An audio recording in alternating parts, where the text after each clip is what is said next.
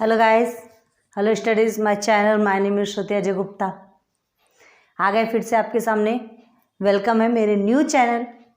New ही है, ज़्यादा पुराना तो नहीं हुआ है क्योंकि हमने अभी अभी स्टार्ट किया था। लेक्चर नंबर 1 हमने आपका कंप्लीट करवाया था। लेक्चर नंबर 2 का हम चैप्टर नंबर 2 का 1 लेक्चर हमने कंप्लीट करवा दिया। लेक्चर नंबर 2 पे आए।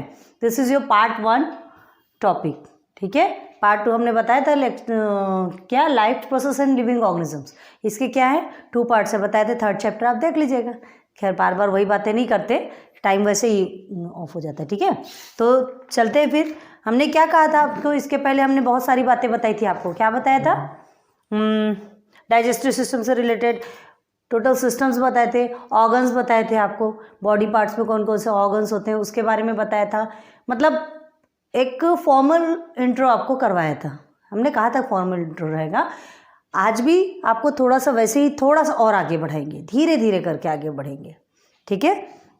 तो देखिए हमने digestive system, respiratory, circulatory, excretory and control and coordination ये बताया था। हमने क्या कहा था कि ये सब प्रोसेस फूड कंपोनेंट खाने से होते हैं, उसके बाद उससे हमें न्यूट्रिएंट्स मिलते हैं। तो देखिए क्या कहा था हमने, जैसे आपने फूड कंपोनेंट खाया, ठीक है, फूड कंपोनेंट आपने लिया तो आपको क्या मिले? बायो मॉलिक्यूल मिले। बायो मॉलिक्यूल, CULE, ठीक है। बायो मॉलिक्यूल आपको मिले। तो ये बायो मॉलिक्यूल किस में होते हैं, कौन कौन से, क्या बताया था हमने आपको? नंबर 1 कार्बोहाइड्रेट्स, ये सब बताया था, याद होगा आपको ना। फर्स्ट लेक्चर देखिएगा आप। Carbohydrates, second is protein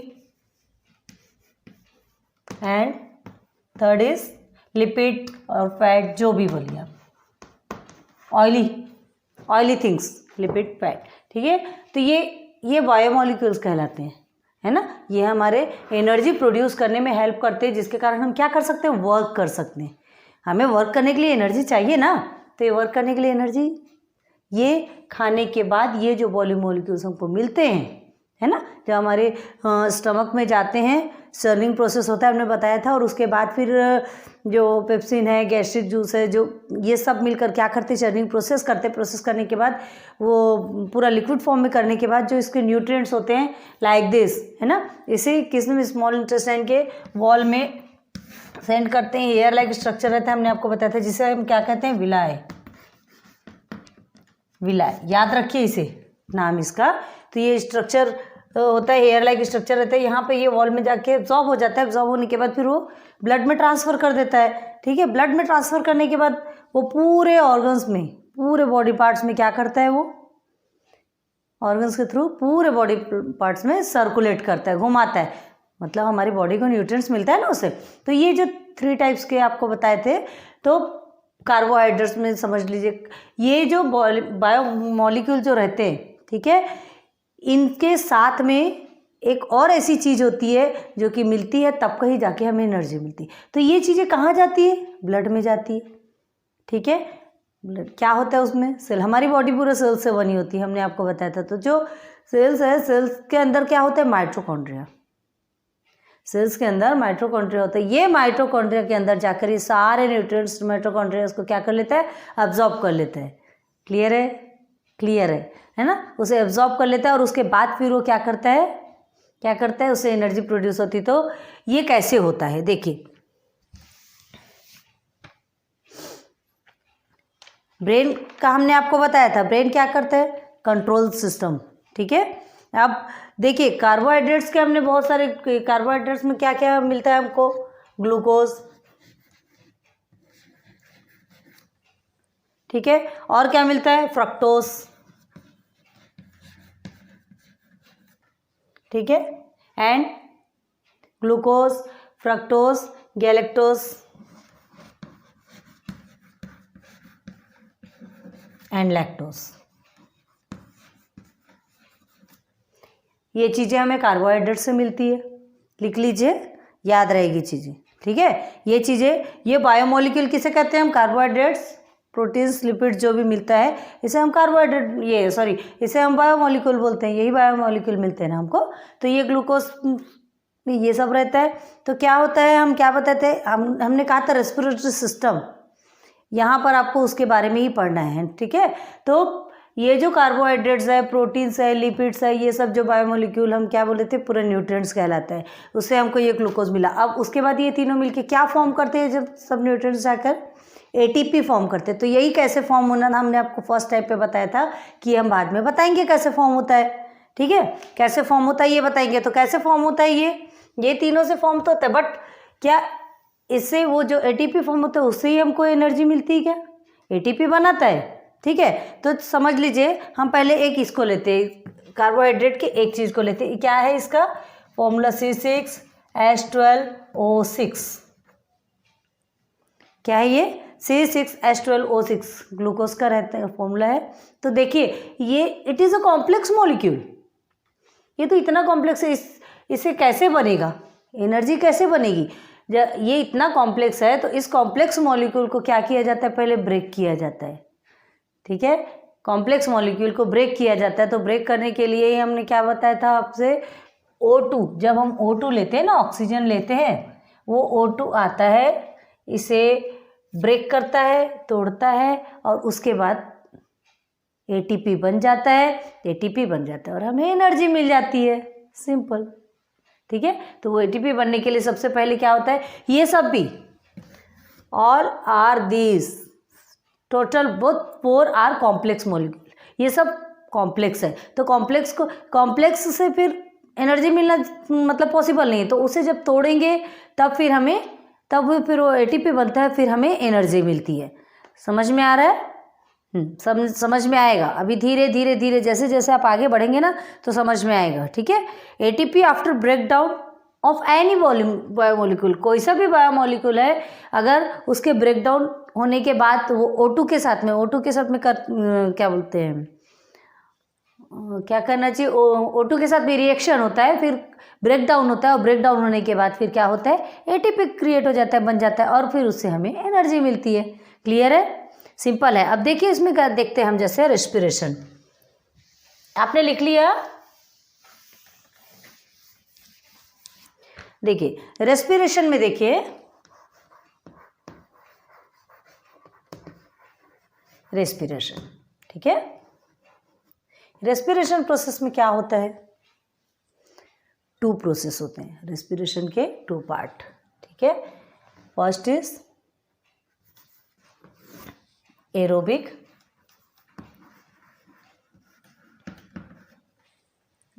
and second is anaerobic, ठीक है। First is aerobic and second is anaerobic, AEROBIC, ठीक है।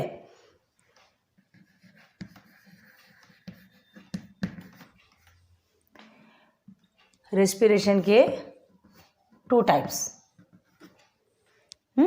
तो ये जो एरोबिक रेस्पिरेशन होता है, ठीक है, aerobic respiration and anaerobic respiration, ठीक है। एरोबिक रेस्पिरेशन कब होता है, in the presence of O2, oxygen के प्रेजेंस में एरोबिक रेस्पिरेशन होता है, एंड ऑक्सीजन के एब्सेंस में एनारोबिक रेस्पिरेशन होता है। क्लियर है? ये चीज़ हमेशा याद रखिए, आपसे क्वेश्चंस में पूछा जाता है ये, ठीक है। एरोबिक रेस्पिरेशन कब होता है, ऑक्सीजन के प्रेजेंस में, एनारोबिक एब्सेंस, ऑक्सीजन के एब्सेंस में होता है। लेकिन देखिए जितने भी ह्यूमन बींग्स है ना, जितने भी ह्यूमन बींग्स, एनिमल्स, प्लांट्स जो भी हैं, ये क्या करते हैं, एरोबिक रेस्पिरेशन। और एनारोबिक रेस्पिरेशन किसमें होता है, बैक्टीरिया, ठीक है। और कुछ कुछ प्लांट्स में भी होते हैं, कुछ प्लांट्स में भी एनारोबिक रेस्पिरेशन होते हैं, ठीक है। तो अब देखिए हमारी बॉडी भी एनारोबिक रेस्पिरेशन क्रिएट करती है, लेकिन कब, देखिए जब हम बहुत ज़्यादा दौड़ते हैं, थकते हैं, बहुत ज़्यादा बर्डन वाले ऐसे वर्क करते हैं, हमारी बॉडी जब बहुत ज़्यादा थक जाती है, ठीक है। तो जब थक जाती है, बहुत हम एक्सरसाइज करते हैं, तो उस समय जब हमारी बॉडी में एक पेन होने लगता है, ना, उस समय हमारी बॉडी लैक्टिक एसिड क्रिएट करती है। वो लैक्टिक एसिड जो होता है ना, उसके कारण हमारी बॉडी में पेन होता है। आप एक्सरसाइज करते होंगे, टाइप्स ऑफ एक्सरसाइज करते हैं और बहुत ज़्यादा दौड़ते हैं, ठीक है, तो आप एकदम पजल्ड हो जाते हैं, बहुत ज़्यादा थक जाते हैं। तो उस समय क्या होता है, एक एसिड क्रिएट होता है आपकी बॉडी में, उस एसिड के कारण आपकी बॉडी में पेन होता है ना, लैक्टिक एसिड कहते हैं जिसे। तो ये इस समय हम क्या करते हैं, वो एनारोबिक रेस्पिरेशन, उस समय वो O2 के फॉर्म में नहीं होता। हमने कहा था ना, ये ऑक्सीजन के एब्सेंस में होता है एनारोबिक ऑक्सीजन, होता है कि बहुत ज़्यादा हाफना जिसे कहते हैं, ठीक है। तो उस समय वो एनारोबिक रेस्पिरेशन, वो जो लैक्टिक एसिड तैयार होता है, उससे हमारी जो बॉडी पेन होती है, आप कभी भी एक्सरसाइज कीजिए, जो करते होंगे उन्हें पता होगा, तो उन्हें आज ये भी पता चलेगा कि जो हमें ये पेन क्यों होता है, तो लैक्टिक एसिड की वजह से होता है। समझ में आ गया। तो ये रेस्पिरेशन 2 टाइप्स होते हैं, एरोबिक रेस्पिरेशन O2 के प्रेजेंस में,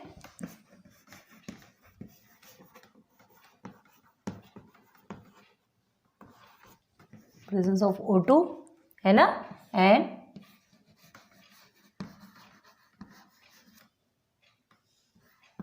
एब्सेंस ऑफ O2। क्लियर है।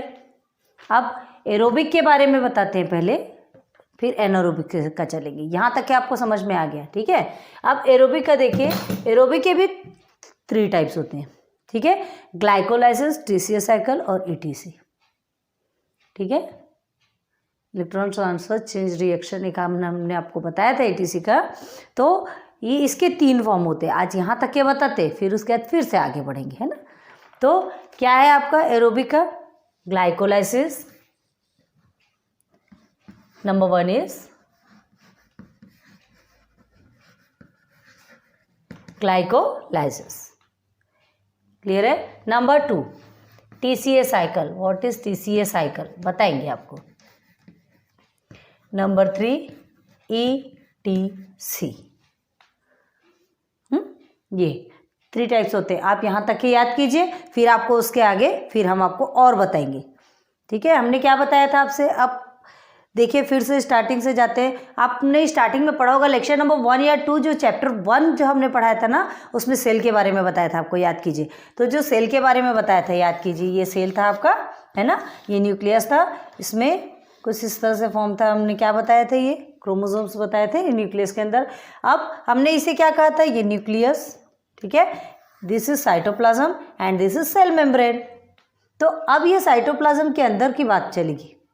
साइटोप्लाज्म के अंदर आपका यहाँ पे एक ऐसा माइटोकॉन्ड्रिया होता है।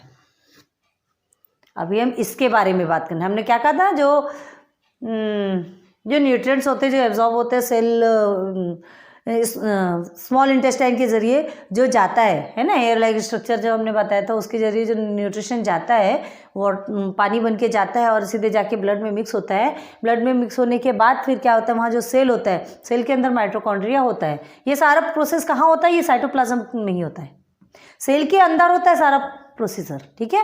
तो ये जो माइटोकॉन्ड्रिया रहता है ना, ये माइटोकॉन्ड्रिया क्या करता है, उन न्यूट्रिएंट्स को क्या कर लेता है, एब्जॉर्ब कर लेता है, और फिर जब O2 लेता है तो उसके बाद ये यहाँ ब्रेक डाउन होता है, ठीक है, यहाँ ब्रेक डाउन होता है और उसके बाद फिर एनर्जी बाहर निकलती है, ठीक है। आगे धीरे से और बताएंगे उसके बारे में, है ना। देखिए एक सिंपल से प्रोसेस में हम बताते हैं कैसा है, इसे रब कर रहे हैं, देखिए समझ लीजिए। हाँ, ये आपका ग्लूकोज है and this is your O2 plus करेंगे, है ना। ये दोनों क्या होगा, ये दोनों, ये आपका जैसे सेल है ना, ये सेल के अंदर अभी हमने आपको बताया, तो हमने अभी क्या लिया था, कार्बोहाइड्रेट का एक बायोमोलिक्यूल का एक पार्ट लिया, glucose, fructose, lactose, galactose, types of carbohydrates के रहते हैं बायोमोलिक्यूल। तो एक ग्लूकोज लिया हमने, ये दोनों ब्रेक डाउन होगा, क्या तैयार हो जाएगा, एनर्जी मिलेगी कि नहीं आपको। कुछ चीज़ें फॉर्म होती है जिसमें एक चीज़ एनर्जी भी होती है, ठीक है।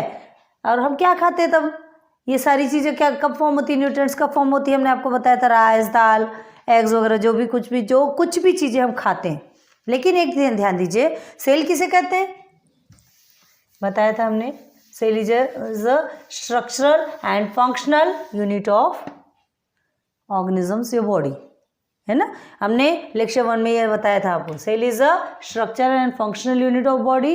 एंड टिश्यू, टिश्यू किसे कहते हैं, ग्रुप ऑफ सेल्स। सेल तो ये एक कहलाया है ना, ये एक सेल है। अब ग्रुप ऑफ सेल्स, ये ग्रुप ऑफ सेल्स जो पूरा अटैच होते हैं एक्स में,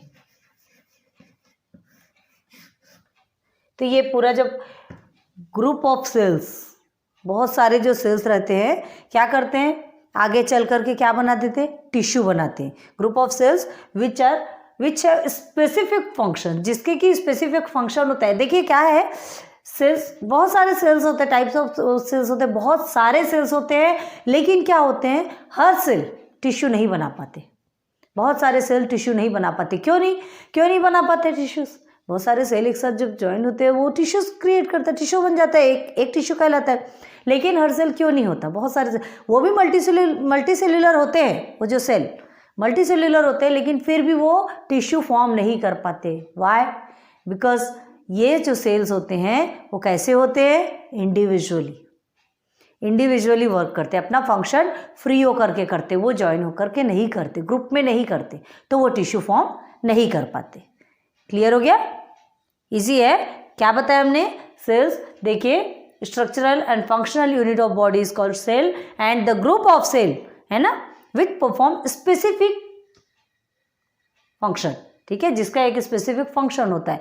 लेकिन यहाँ पे क्या होता है, structural and functional unit of body and group of cell which perform specific function. लेकिन हमने क्या कहा, हर सेल टिश्यू फॉर्म नहीं कर पाता, बिकॉज क्या बताया आपको कि वो इंडिविजुअली वर्क करते हैं, अपना खुद का अलग अलग वर्क करते हैं। तो जब ये ऐसे इस तरह से जब वो वर्क करते हैं ना, तो फिर वो टिश्यू फॉर्म नहीं कर पाते। क्लियर है यहाँ तक के? क्लियर हो गया होगा। चलिए अब नेक्स्ट लेक्चर पे हम आपको और आगे की बात बताएंगे, ठीक है। यहाँ तक के आपका क्लियर हो गया है, 2 लेक्चर तक आपको हमने बेसिक क्लियर करवा दिया। अब इसके आगे थोड़ा सा धीरे धीरे करके मेन प्रोसेस की ओर बढ़ेंगे। So thanks for watching my videos. पसंद आई होगी आपको, है ना। फैट्स के बारे में भी हमने आपको बताया था। क्या बताया था फैट्स के बारे में? ऑयली फूड, है ना। ऑयली फूड जो लेते हैं तो क्या होते हैं, जो हम खाते हैं, ठीक है, ब्लड के थ्रू न्यूट्रिएंट्स में चला गया, ये भी अलग अलग ऑर्गन्स में भेजता है। अलग अलग ऑर्गन्स में भेजने के बाद फिर क्या होता है, वो अलग अलग ऑर्गन्स में भेजने के बाद पूरा जाकर के पूरी बॉडी में मिक्स होता है। बॉडी में मिक्स होने के बाद फिर सेल के थ्रू के अंदर जो साइटोप्लाज्म माइटोकॉन्ड्रिया में चला जाता है। माइटोकॉन्ड्रिया क्या करता है, उसे एब्जॉर्ब कर लेता है। एब्जॉर्ब करने के बाद फिर जब वो O2 वहाँ आता है तो फिर वो ब्रेक डाउन होता है, जो बायोमोलिकुलर ब्रेकडाउन होता है। ब्रेकडाउन होने के बाद जो ATP बनता है, ATP बनने के बाद हमें एनर्जी गेन होती है, मिलती है। ठीक है, यहाँ तक के क्लियर हो गया आपको? ठीक है, चलिए फिर नेक्स्ट लेक्चर में हम आपको और आगे लेके चलेंगे। Thanks for watching my videos. पसंद आई हो, अच्छे से पढ़िए, समझिए थोड़ी चीज़ को। हर बार तो एक ही बात नहीं करेंगे, लेकिन फिर भी कर दीजिए like subscribe. Okay, thank you.